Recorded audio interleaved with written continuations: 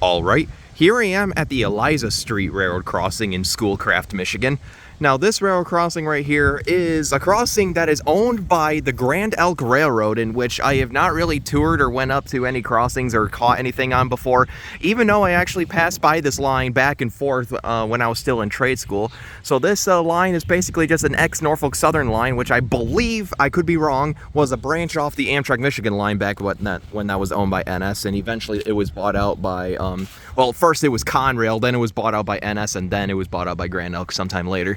So this crossing right here, I figured to start with this one because I figured we're visiting Schoolcraft today, and I thought this had a pretty neat setup, so I guess while we were waiting for our trains and stuff, why not tour it?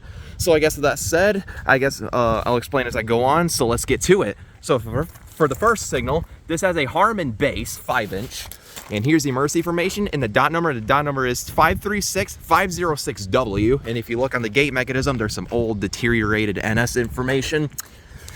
And for the gate mechanism, this has a Western Cullen Hayes gate mechanism, older generation. And for the gate lights, this features some Rico incandescent gate lights and a wind guard on the mast, as you can see. And the Rico LED gate lights are, in fact, well, they're not LED, incandescents are the older gen. And for the lights, this has two pairs of Hawker and Safetran 12x24-inch incandescent lights, as you can see, all sitting on a Safetran light bracket. And for a bell, which is the neat part, this has a Safetran hybrid bell, which is basically a mechanical bell with simplified internals, hence why the name hybrid bell kind of has like the similar concept to like an e-bell or some sort, as I explained before. But yeah, that right there was the first signal. Pretty neat stuff. And once again, here is the protractor on the gate arms. Pretty classic for Western Cullen Hayes and also GRS when they were still around. So yeah, with that said, let's go on and move on to the second signal. So for the next signal, which is similar to the first, this has another Harman 5-inch base. And here's the emergency information once again. And if you look here, there's some more NS emergency information, which is heavily deteriorated, and some old Conrail emergency information, as you can see, all bent up.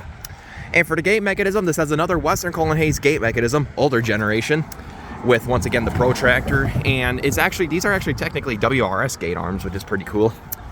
And for the gate lights, this features some NEG incandescent gate lights and a wind guard on the mast, as you can see. So the blocky ones. And for the lights, this has two more pairs of Hawker and Safetran 12x24-inch incandescent lights, all sitting on a Safetran light bracket. Yep, incandescent, all incandescent lights here, which is pretty cool, including the gate lights. And for a bell, this has another Safetran hybrid bell. Pretty neat stuff to see here. So Safetran hybrid bells, there are a handful of them around the Grand Elk Railroad. Same with like other old / weird Safetran equipment, such as Safetran model S85 gate mechanisms at a few places. So yeah, that right there was the equipment for Eliza Street Schoolcraft. Here's the relay case sitting at milepost 41.05. And with that said, let's go ahead and take a look at the track view. Down there is heading south right towards the Schoolcraft Diamond, right where this line crosses over with the C on South Bend sub. You can see the old office down there, and another crossing, which is a crossbook crossing. And down there is heading north towards a few more crossings, such as Clark Street, Clay Street, actually not Clark Street, like it's like Cass Street, and there's a bunch of other crossings down there, as you can see, and Lion Street. And if you look right here, there is an AEI reader. I think that's an AEI reader, yep. So yeah, I guess with all that said, this was the Eliza Street Railroad Crossing in Schoolcraft, Michigan. So hopefully Grand Elk is running today, so I could go ahead and get this in action for y'all. But for now, over and out. And this is also my first crossing tour filmed on my new phone, but I guess that's not important. I filmed some trains on it before, so over and out.